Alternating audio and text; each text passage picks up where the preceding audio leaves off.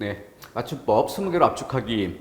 앞에서 10개 정리해봤고 또 나머지 10개를 정리해볼 것인데 앞에 10개, 실제 그 10개로 정리를 한다고 하지만은 쭉 보면은 한 번만 대충 읽어도 개수가 꽤 많이 줄어들 수 있겠다 하는 그런 느낌 받을 수 있을 것입니다. 이 나머지 부분도 역시 마찬가지예요. 그렇기 때문에 57개 항이라고 했을 때 그 부담스러움을 20개, 근데 또 실제 읽어보면은 또 다 암기할 만큼 중요한 또 어렵고 이런 것들이 아니기 때문에 훨씬 그것보다 적은 수로 줄여놓을 수가 있죠. 그랬을 때 그 숫자가 주는 그런 안정감, 그러니까 쉽게 마스터할 수 있다라는 그런 자신감, 이런 것들에 이제 도움이 되겠죠. 두세 차례 반복하는 과정에서 분명히 진도 정리를 완료했다라는 확신을 가질 수 있는 그런 단원입니다. 그렇기 때문에 자주 출제가 되지만 특정한 그 항목에 대해서 내가 완벽하게 마스터했다라는 성취감은 다른 단원 공부하는데도 크게 긍정적인 도움을 주게 될 것이에요. 자, 나머지 10개 살펴보도록 하겠습니다. 여기는 사이설에 관련된 그런 항목인데 앞에서 우문론, 우문 변화 현상으로도 다루어 봤고 표준 발음법으로도 살펴본 바 있고 또 이거 뒤에 이어지는 표준어 영역에도 약간 또 관련된 부분이 있기도 하죠. 사이시옷 표기에 관련되어 있습니다. 맞춤법은 단어를 어떻게 표기할 것인가, 이것의 문제죠. 여기는 맷돌해서 된소리로 발음되는 경우, 아랫니, 뒷닐, 니은음이 덧생기는 경우에 사이소리죠. 그것을 시옷을 표기하는 경우인데 종, 단어의 종류, 순수 고유어가 있고 한자어가 있고 그리고 외래어가 있죠. 우리말로 이렇게 3대 어종으로 나눌 수 있는데 기본적으로 사이소리라고 하는 건 우리말의 우리 순수 그 고유어의 영역이다라는 점. 그래서 순우리말로 된 합성어인 경우, 그리고 순우리말과 한자어가 결합된 경우, 양쪽이 다 한자어라면 발음상으로는 사이소리 발음이 난다 하더라도 표기는 하지 않는 것이죠. 자, 여기서 그 머리빵 주의할 단어로 강조를 드린 바 있습니다.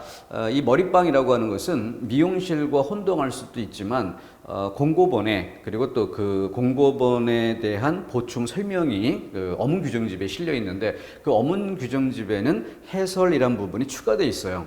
근데 거기에 예시되어 있는 그런 것들까지 포함을 했을 때 출처가 있기 때문에 맞춤법과 관련되는 것은 공고본과 그 어문규정집의 해설본 요 영역을 주 대상으로 하게 되는데 여기에 예시가 돼 있다라고 하는 것은 그 어떤 출처가 분명한 근거가 있는 이런 영역이기 때문에 그래서 문맥상 그 뜻을 설명하지 않고도 바로 출제가 가능한 그런 영역이라는 거죠.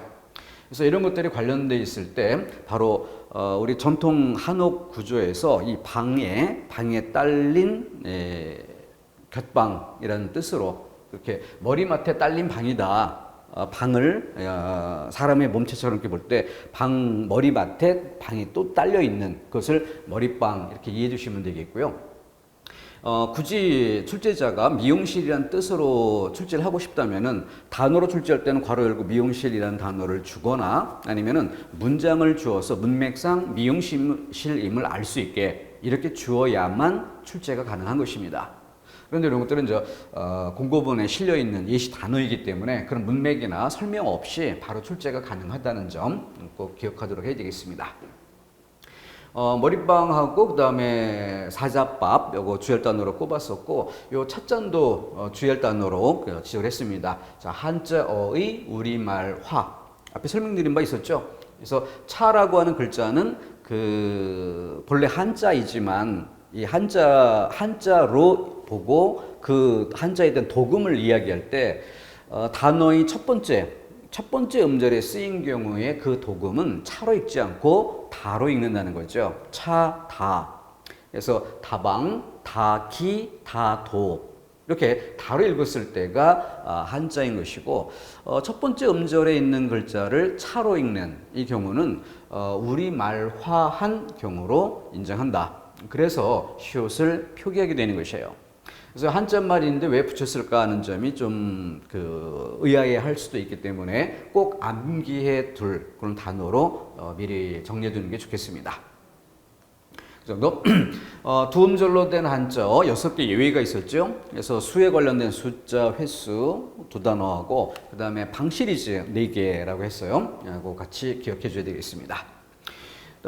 사이시오 사용이 잘못된 것에서 조개살 이렇게 형태에서 분석을 하고 베갯잇, 베개와 잇 형태에서 분석을 하고 그 다음 뭘 봐야 되겠습니까? 사이소리의 조건이 될 수 있는가? 그래서 앞에 유성음 그리고 끝난 부분 그리고 뒤에 이어지는 부분이 무서움 예사소리였다가 된소리가 되는 조개와 살이 만나서 조개쌀 그래서 된소리 발음이 되는가 이걸 확인해 보는 게 필요하겠고 베갯잇 이때는 베개와 이 유성음과 유성음이 만나는 양쪽 유성음인 경우는 니은음 덧생김이죠. 베갯잇에서 니은, 니은 덧생김. 그리고 마지막으로 판단해야 될 것이 뭐예요?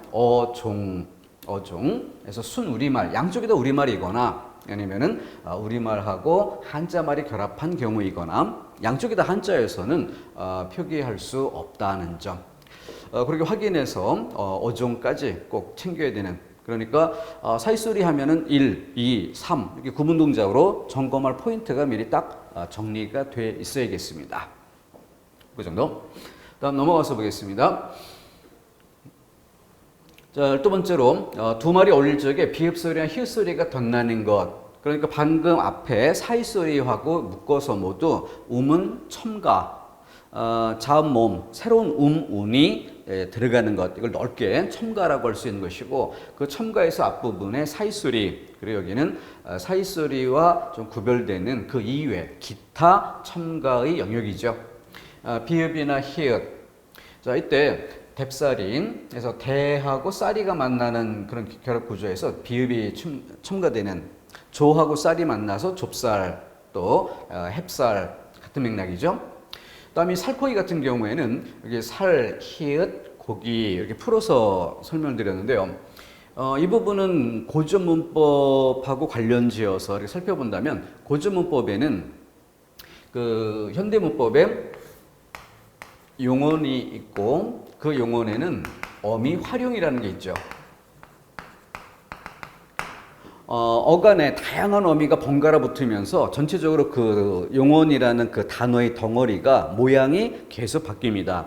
그래서 뭐 가다라고만 쓰이는 게 아니라 가고 가니 갑니다 이렇게 어떤 어미를 붙이는가에 따라서 전체 모습은 달라지게 되는 거죠. 이것에 준해서 체언. 그럼 용어는 용언 자체 안에서 어간과 어미를 나뉘고 그때 뒷부분 어미가 붙을 때의 모습 바뀜이라고 한다면 체언은 그 자체 내부가 아니라 그 뒤에 조사가 덧붙게 되는데 이때 조사를 만나는 과정에서 모양이 특이하게 변하는 것들이 일부 있습니다. 보편적 현상은 아니고요. 그렇기 때문에 용언의 활용이라는 말에 준하도록 체언에서 조사를 만나 모양이 바뀌는 이런 영역을 곡용이라고 부르기도 했었습니다. 그런데 이런 부분이 굳이 학교 문법, 학생들이 배워야 할 학교 문법에서 이걸 다룰 필요가 있느냐라는 비판적인 그 의견이 제기되기도 하고 그에 따라서 결국 고전문법 자체로 보는 것은 그리 중요한 것이 아니다. 해당 분야의 전문가들에게나 필요한 것이지 일반 교양인들에게 필요한 것은 아닌 거죠. 그렇기 때문에 이런 부분을 우리가 학생들이 배운다. 그런다면은 필요한 부분이 어딜까라고 했을 때 그 체언이 조사를 만나거나 할 때 모습이 바뀌는 이런 현상들은 보편적 현상으로 볼 수 없지만 체언에 뭔가가 끼어드는 그래서 새 말을 만들 때 좀 특이하게 변형되는 이런 것들은 우리말 어휘를 이해한다는 측면에서는 공부가 필요하다라고 보는 거죠. 그렇기 때문에 여기에 뭔가 더 끼어드는 그런 것들을 기억이 끼어드는 경우가 있고 히읗이 끼어드는 이런 경우가 있는데 그것을 이 조사와 관련지어 설명하지 않고 그래서 곡용어라 부르지 않고 뭐 기억, 덧생김, 체언, 히읗, 덧생김, 체언 이렇게 공부하기도 합니다. 지금은 뭐 고전법에서 이런 것도 이렇게 중요한 비중을 가지고 있지는 않아요. 그래서 그런 부분이 있다. 다른 거 참고 좀 해두시고요. 그래서 지금 이런 부분이 바로 히읗, 덧생김, 체언 이것과 관련돼 있다는 거죠. 그것이 현대 국어에 아직 잔존하고 있는 몇 개의 단어가 있습니다. 근데 그 어휘의 수가 많지 않기 때문에 해당된 단어들을 한 번쯤 읽어서 이런 것들이 그렇게 변형되는구나라는 것을 암기해 두는 이런 정도면 무난하게 처리할 수 있지 않을까 싶습니다. 그래서 문법으로 체계적으로 정리할 정도까지는 못 된다. 그래서 살코기 또는 머리카락 같은 것도 어분석해 보면 앞에는 머리, 뒤에는 가락이었겠죠. 가락. 근데 가락이 왜 머리카락 이렇게 바뀌었을까? 그럼 결국 머리카락 기억이 있고 그 다음 여기에 무엇이 들어서 머리카락 이렇게 됐을까? 또 우리 우문론에서 얘기했던 것처럼 거센 소리가 되는 그 과정에 히읗이 작용하게 되는 거죠. 그래서 이것을 거꾸로 본래의 요소로 환원해 본다면은 여기에 히읗이 작용하는 것이다라는 것을 엿볼 수 있습니다. 그래서 그런 단어들을 미리 쭉 모아놓고 비읍 덧생김 그리고 히읗 덧생김 뭐 이런 정도로 해서 미리 정리해두면 크게 어려운 것은 아닙니다. 개수도 많지 않기 때문에 쉽게 정리할 수 있다는 것이죠. 그 정도만 간단히 보아주시고요. 그래서 이런 부분들은 1차 첫 번째 일순환 과정에서 거의 진도를 완료하고 개수를 빼도 좋을 만한 그런 부분이 될 것입니다. 다음 13번 단어의 끝몸이 줄어지고 자음만 남은 것은 그 앞의 음절의 받침으로 적는다. 자, 온가지, 온갓. 자, 이 몸 떼고 남아있는 이 초성의 지읒을 앞에 받침으로 가져왔기 때문에 온갓 이런 형태를 떼게 되는 거죠. 여기에서 주의할 것으로 디디고 딛고 해서 두 번째 음절의 디귿이 앞말의 받침으로 딛고 이렇게 바뀌는 건 자, 이때 자음, 어미, 앞이라고 했어요. 그러니까 디디고 할 때 고 여기서 자음 어미라는 것은 뭐예요? 어미에 초성이 들어있는 경우죠. 초성에 자음이 있는 경우. 그런데 디디어 하면 초성에 자음 없는 자리죠. 빈자리에 이응을 형식 자음으로 그냥 넣어준 거니까 모양만 채워준 것이지 원래 없는 것이니까 그래서 모음 앞에 쓰이는 경우라고 보는 것입니다. 자, 그랬을 때 결합 양상은 앞에 받침으로 뒷 이렇게 당겨 적는 것이 아니라 당겨 적지 않은 상태에서 뒷부분으로 축약하는 이 어가 합쳐져 여가 되는 그래서 디뎌 뒷어는 틀리고 디뎌 뒤로 이어서 축약하는 이런 방법으로 적게 되는 것입니다. 가지고 역시 기억 자음이 있는 경우에 앞말의 받침으로 갖고 이렇게 당겨 적게 되지만 모음으로 시작하는 어미를 만났을 때는 얘를 그 지읒을 앞으로 당기지 않고 뒤로 아까 위에서 모음 축약을 하듯이 여기도 똑같이 모음 축약을 해서 가저 이렇게 이어진다는 것이죠. 이거는 요 두 단어는 반드시 암기해 줄 만큼 중요한 단어입니다. 챙기도록 하시고요. 그래서 밑에 문제에 있어서도 역시 모음으로 시작하는 어미를 만난 경우인데 이것과 똑같이 앞말의 받침으로 당겨 적었기 때문에 그래서 잘못된 것이다. 자, 이런 출제 양상으로 정리해 두시고요. 두 단어 꼭 챙겨 암기하도록 하겠습니다. 다음 되어와 돼. 자, 되어의 준말 이것으로 돼, 이로 축약이 되는데 그 축약의 모양이 좀 독특하죠. 이건 뒤에서 다시 한번 보기로 하겠습니다. 1번 그 선택지에서 일이 잘 돼서 다행이다. 이때 이 모음만 쓰는 경우와 이를 쓰는 경우 이때 이를 쓰는 경우는 돼하고 뒤에 이것이 축약이 되는 이런 조건이다. 따라서 어를 넣어본다. 어를 넣어보고 어가 필요한 경우면 그때는 이로 축약하는 형태가 옳다. 이렇게 판단하면 되는 것이죠. 자, 뒤에서 다시 한번 설명하겠습니다. 자, 되어. 근데 본래 모음 축약은 이와 어가 만나면 이어, 야여, 유가 되죠. 그래서 이 모음이 앞에 있고 뒤에 오, 우가 올 때 야여, 유로 축약이 됩니다. 그런데 이와 어가 기본적인 방식으로 여로 축약이 된다면 이미 오 모음이 있는 상태에서 여를 붙이는 이런 형태의 글자가 만들어질 수 없죠. 그래서 이런 글자가 만들어질 수 없는 그런 경우에 발음이 좀 특이하게 바뀌면서 오몸 있는 조건에서 아, 이로 축약이 되는 특이한 변형된 모습이죠.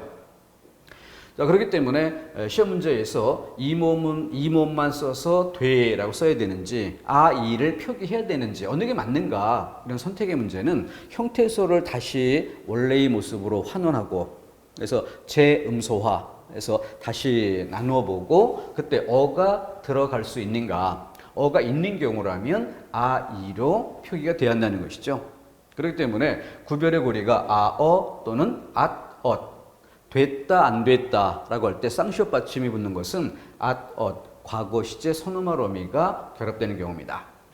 그래서 되고 어느 게 맞는가 그러면 풀어서 만약에 아, 이라면 어가 필요한 것이다. 그러니까 고 이렇게 풀어보는 거죠. 그랬을 때 되어고 되다와 고가 만나는 경우에 중간에 어가 필요하지 않다. 어가 필요하지 않다면은 아, 이로 축약될 수도 없다. 그래서 되고 이 몸만 쓰는 것이 맞다. 근데 돼서 그것은 되어서죠.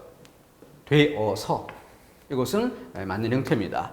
즉 어가 필요한 상태. 그러니까 그에 대한 축약된 꼴은 아, 이가 돼야 되겠죠. 돼서. 그래서 이렇게 풀어서 아, 어가 들어갈 수 있는가 없는가 이것으로 판별하는 것이다.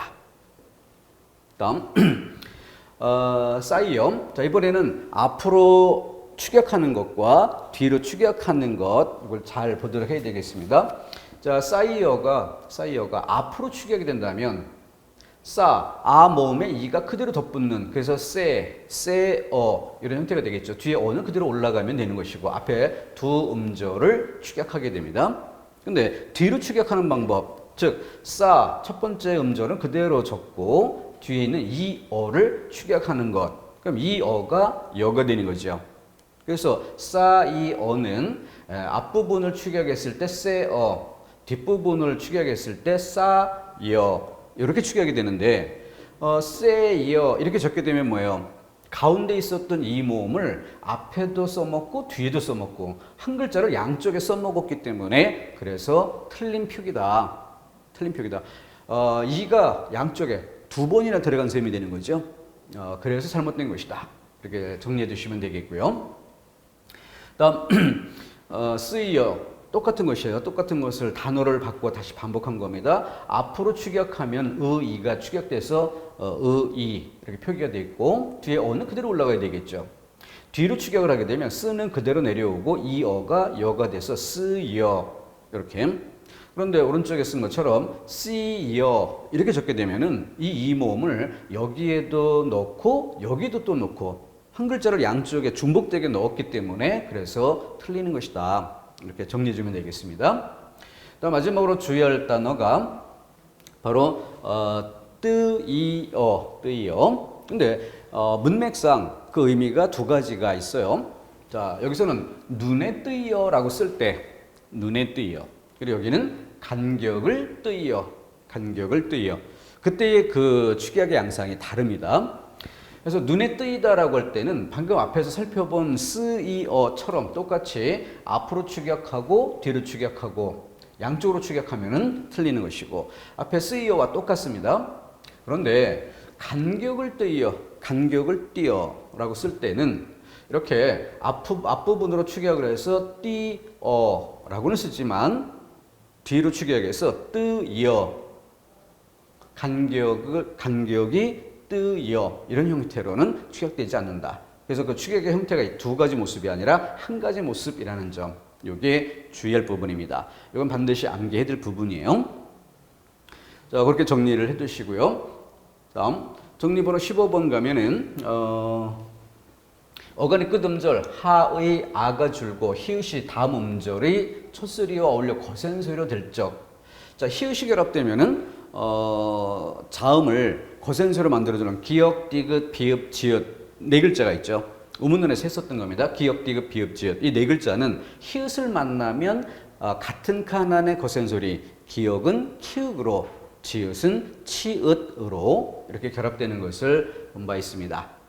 자, 그때 그렇게 축약될 수 있는 조건에서 하에 아가 줄고 히읗만 남아서 이것이 축약이 된다 이런 뜻인데, 만만하지에서 하에 아가 줄고 히읗이 뒤에 있었던 지읒하고 축약이 되는 거예요. 그러니까 지읒의 거센 소리인 치읒, 만만치라고 바뀌게 되는 것이고, 넉넉하지 이때는 하가 통째로 줄고 히읗이 남질 않아요. 통째로 줄기 때문에 자음 축약이 될 거리가 없습니다. 히읗도 없어졌기 때문에. 그래서 넉넉지 이렇게 바뀌게 되는데, 이때 우리가 구별해야 될 고리, 그것이 바로 앞에 노란 색깔 넣어주게 뭐예요? 바로 이 하, 관심의 대상이 되는 하 바로 앞부분에 니은 받침으로 끝났죠. 유성음입니다. 그리고 여기는 기역, 무성음이에요. 그래서 유성음 아래에서는 아만 줄고 히읗이 남아서 거센 소리가 된다. 그러나 무성음 아래에서는 하가 통째로 준다. 자, 이거는 그 발음을 할 때 이런 부분과 관련되어 있습니다.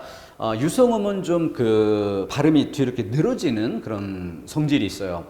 발음이 늘어지는. 그런데 무성음은 넉 할 때 발음이 딱 끊어지는. 그러니까 발음이 끊어진다고 하는 것은 그 입의 움직임이 경직된다는 거예요. 그렇기 때문에 이 글자를 발음할 때 입이 딱 경직이 되는데, 경직이 된 직후 그 뒤 다른 글자를 바로 발음하기가 쉽지 않은 것입니다. 예를 들어 우리가 운동을 할 때, 팔이든 다리든 어떤 움직임을 할 때 아주 근육에 힘을 주어서 딱 힘 주어서 주먹을 딱 뻗어서 고정하는 어떤 동작을 취한다든가 했을 때, 그러면은 근육이 굳어 있죠. 그런 상태에서 바로 다음 동작을 이어가기가 어려워집니다.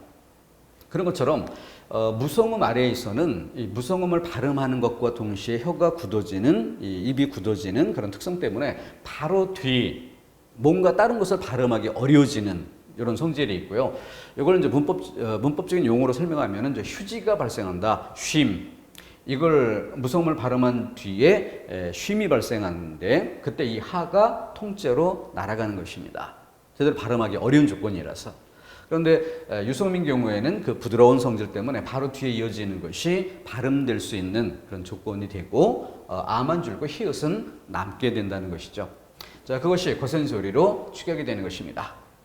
결론적으로 다시 한번 정리해서, 유성음 아래 자음 축약, 거센 소리, 유성음 아래 거센 소리, 무성음 아래 탈락, 그래서 예사 소리. 그리고 오른쪽에 서슴지, 얘는 뭐예요? 지금 여기에서 논하는 것은 하가 붙는 경우에 하에 아만 줄고 히읗이 남는지 하 전체가 생략되는지 이걸 따지는 것인데, 서슴지의 경우는 기본적으로 하 자체가 결합될 수 없는, 서슴 하다가 아니죠. 하 자체가 들어갈 수 없어요. 그러니까 저런 논란과는 전혀 무관하게 하 자체가 없기 때문에 예사소리로 적는 경우입니다. 서슴지, 서슴치 잘못된 발음이죠. 그리고 그걸 적는다면 잘못된 표기가 되는 것이고. 자, 이런 부분의 공부를 위해서 지금 유성음, 무성음 이런 용어를 썼어요.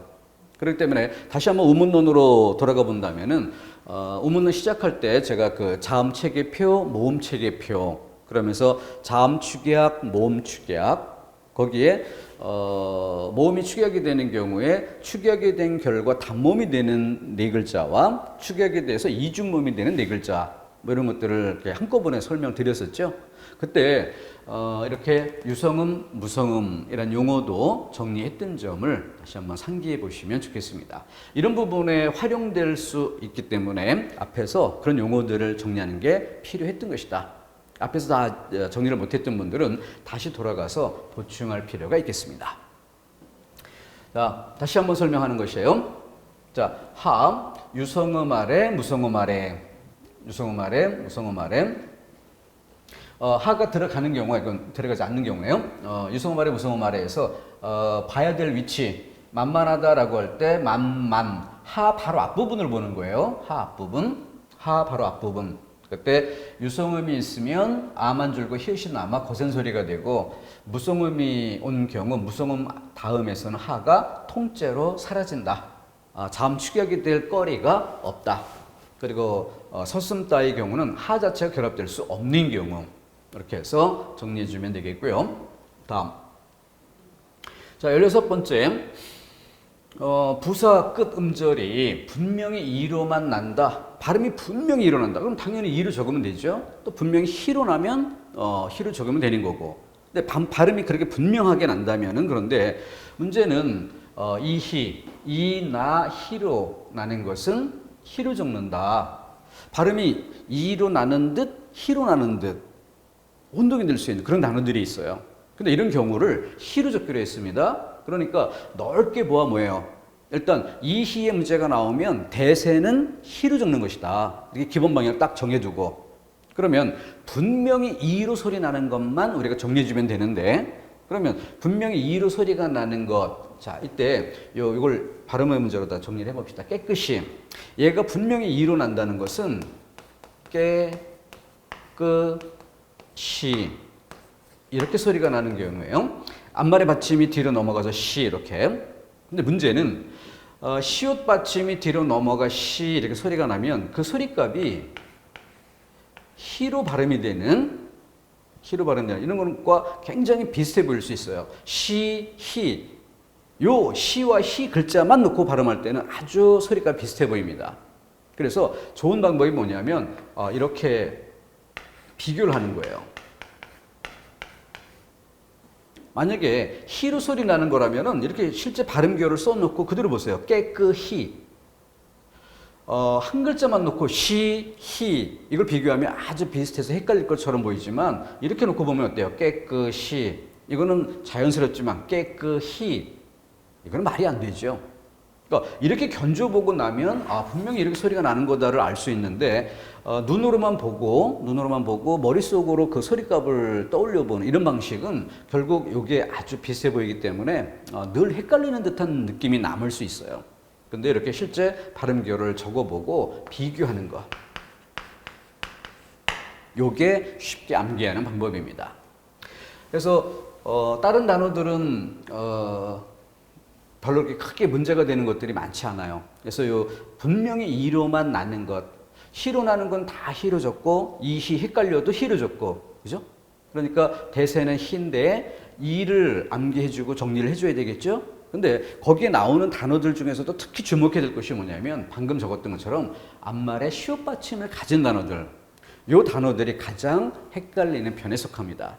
그래서 그런 것들을 따로 암기해 두는 게 좋겠고, 또 암기하지 않고도 아까 그 칠판에 적었던 것처럼 그 이로 소리 나는 경우와 히로 소리 나는 두 가지 경우를 이렇게 발음교를 직접 써보세요. 발음교를 써서 비교를 해보면은 헷갈리지 않습니다. 이런 방법으로 정리를 해두면은 한 번에 깔끔하게 마무리 지을 수가 있을 겁니다. 솔직히, 자, 이건 솔직 다음에 이로 소리 나는 경우와 솔직 다음에 히로 소리 나는 경우를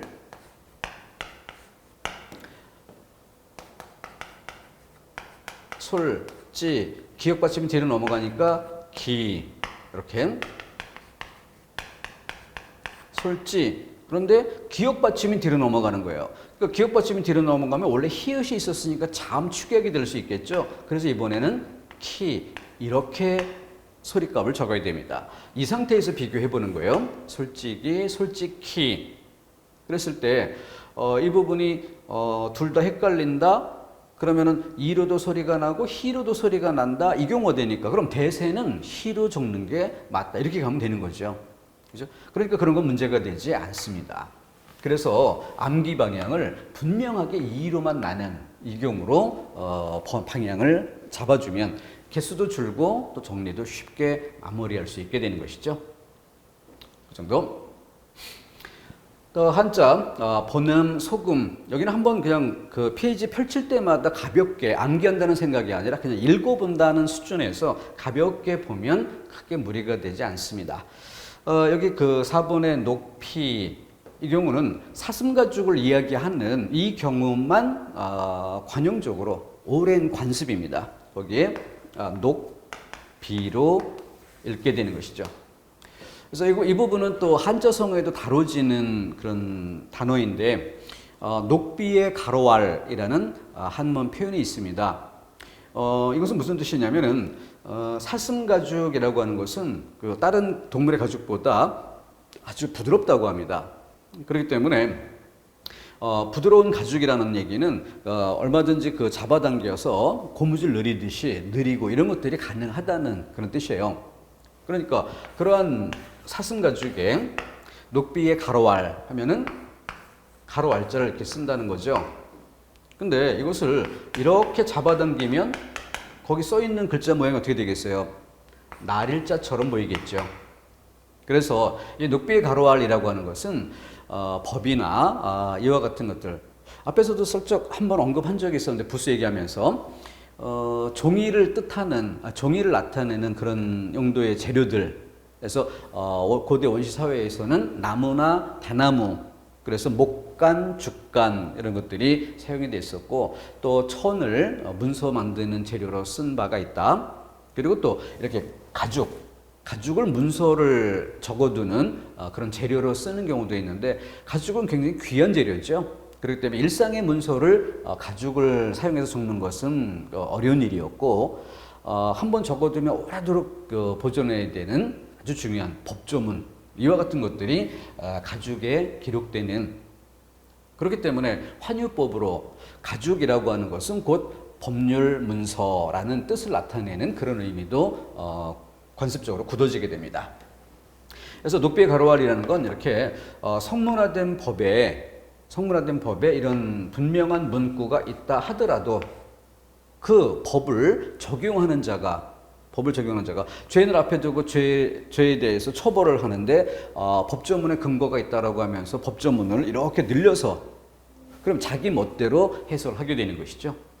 그래서 녹비의 가로알이라는 것은 성문화된 법이 있어도 그것을 적용하고 해석하는 자가 자의적으로 해석하고 적용하는 그러한 잘못된 상황, 그러한 폐단을 비판적으로 표현하는 것입니다. 녹비의 가로알.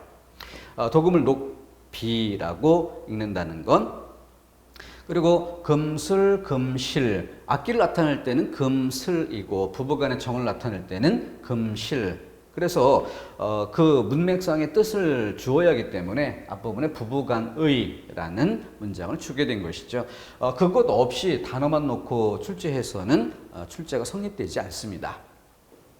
자, 그냥 가볍게 읽기 위주로 필요하면 다시 한번 반복해 보는 그런 정도고 딱히 암기한다는 차원으로 접근할 것도 아닌 항목입니다.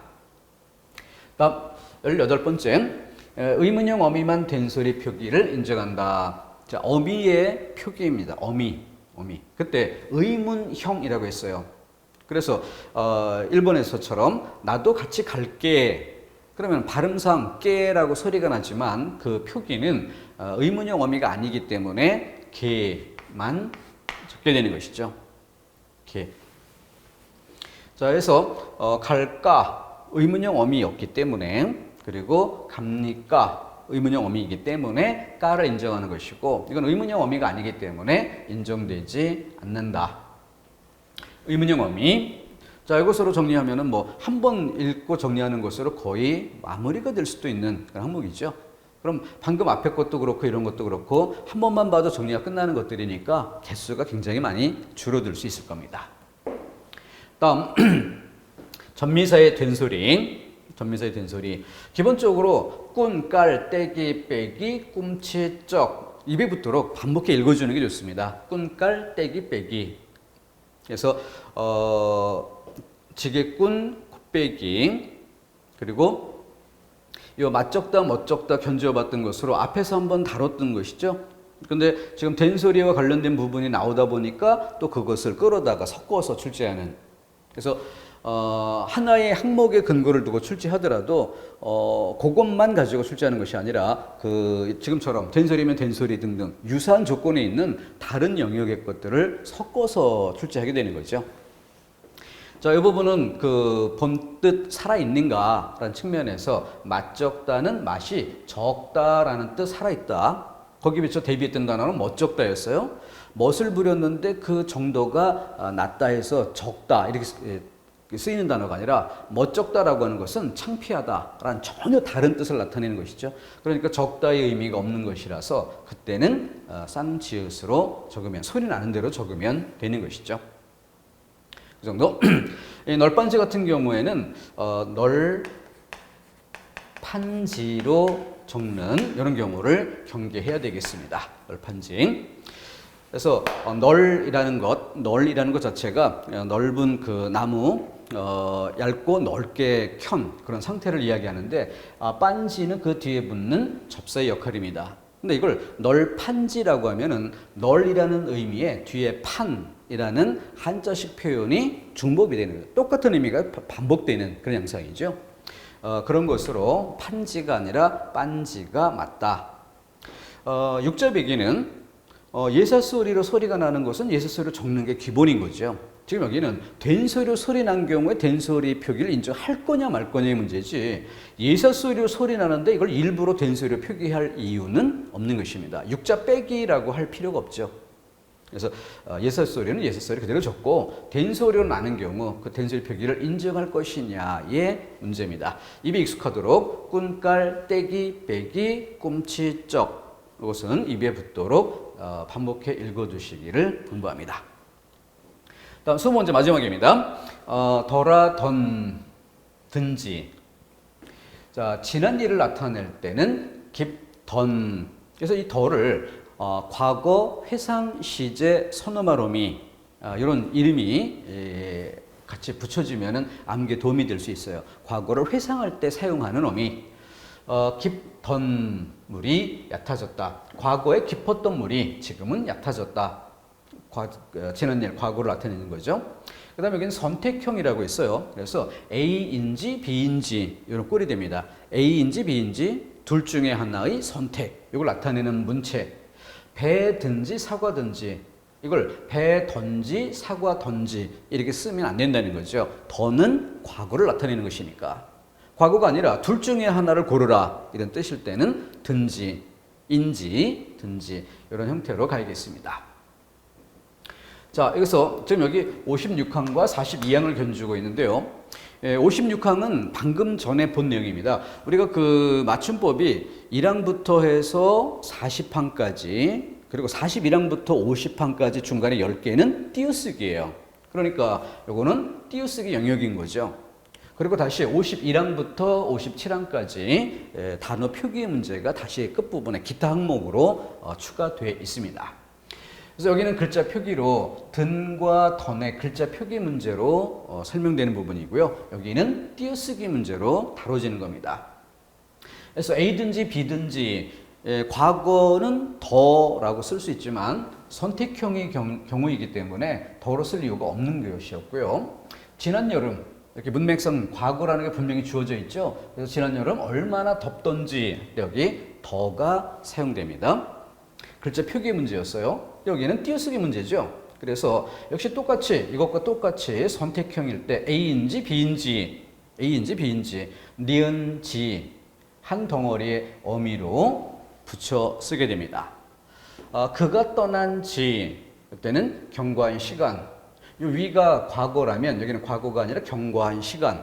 경과한 시간이라는 얘기는 지금 여기가 현재라면은 과거를 어느 한 시점, 한 순간 이렇게 잡을 때 경과한 시간은 그곳으로부터 지금까지라는 이 시간의 폭 이걸 나타내는 거죠. 시간의 폭. 그가 떠난 지, 떠난 순간, 떠난 시점 여기 있고 그때로부터 지금까지라는 기간. 그가 떠난 지 언 3년 하면 3년 전에 떠났고 떠난 시점으로부터 지금까지 3년이라는 시간이 흘러왔다. 이걸 나타내는 거죠. 그런 경우에 띄어쓴다는 것입니다. 띄어쓴다. 자, 이렇게 해서 글자 표기 문제와 띄어쓰기 문제 그러나 과거, 경과한 시간 요것으로 구별하는 것이기 때문에 두 개를 견주어 볼 필요가 있었습니다. 여기에 상대되는 것으로 선택형 문체 A인지 B인지 A든지 B든지 둘 중에 하나를 취하라 선택입니다. 자, 이렇게 해서 정리해 두시면은 20개를 모두 맛보기를 하게 된 것이고 여기부터는 저 맨 끝부분에 기타 항목 여기 추가되는 몇 가지를 조금 맛보기 하겠습니다. 자, 여기는 볼거리, 목걸이 그리고 귀걸이 이런 단어를 위아래로 좌우로 한꺼번에 견주어 볼 수 있도록 이렇게 배치를 해봤습니다. 여기 가운데 걸로 출발해 볼까요? 목걸이와 목걸이.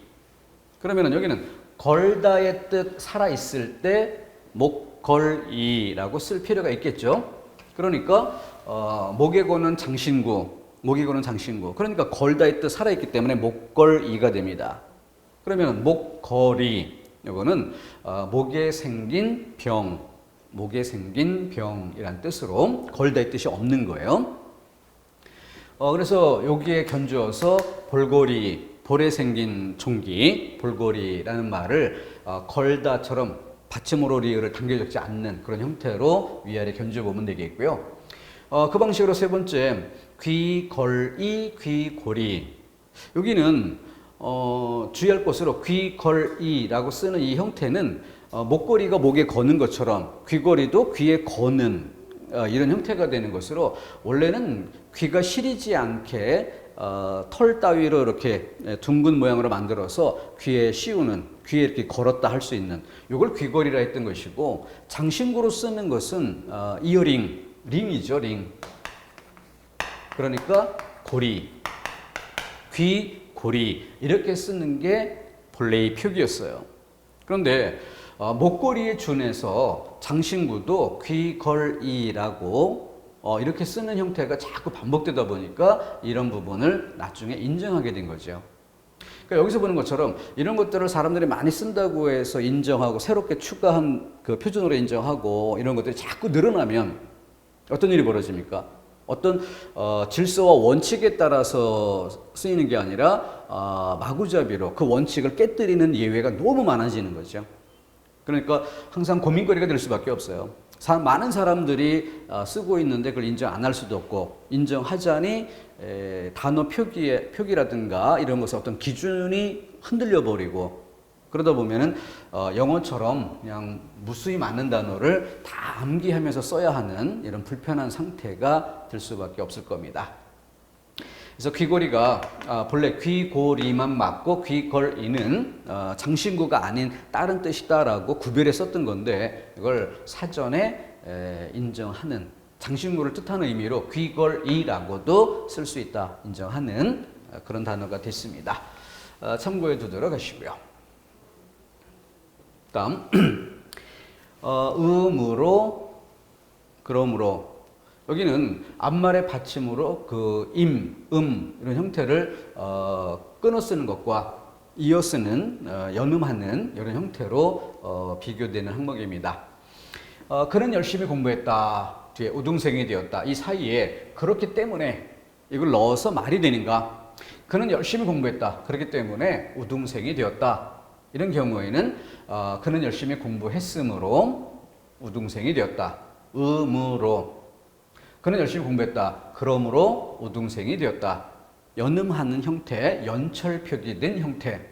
근데 앞에 그는 담배를 끊었다 하고 그 앞문장을 그것 이렇게 지시어로 받은 다음 그것으로 뒷문장 용돈을 절약했다. 이렇게 이어지는 문장이라면 그렇기 때문에를 넣는 것과 달리 그것으로 앞문장을 지시어로 받는 거예요.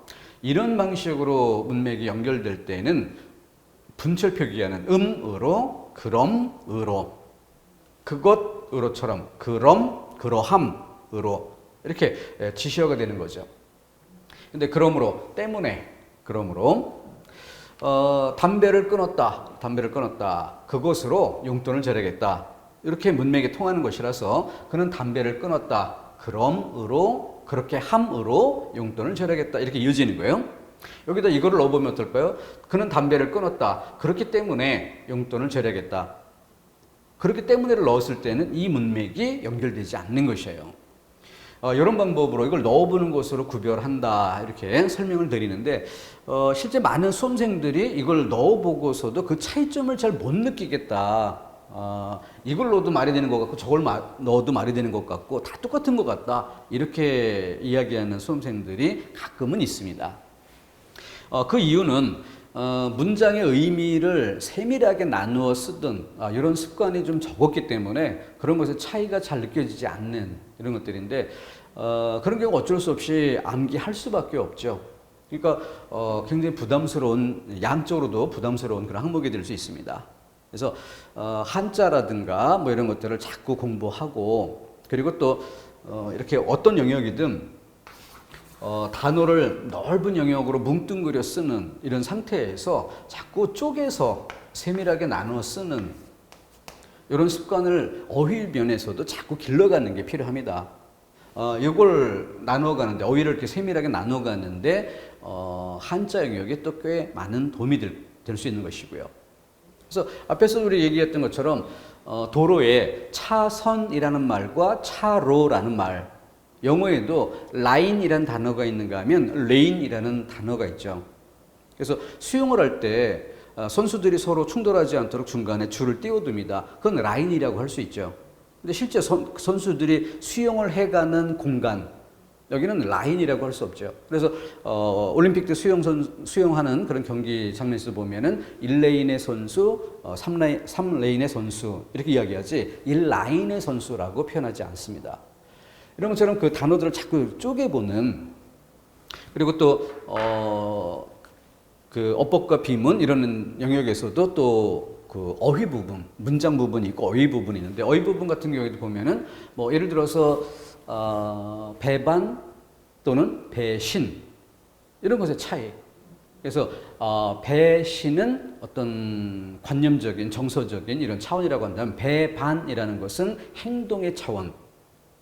그러니까 이 자리에서 너 먼저 일어나면 너 배반이야 이렇게 얘기해야 되는 문맥에 이 자리에서 너 먼저 혼자 도망가면 너 그거 배신이야 이렇게 표현하면 안 되는 것이죠.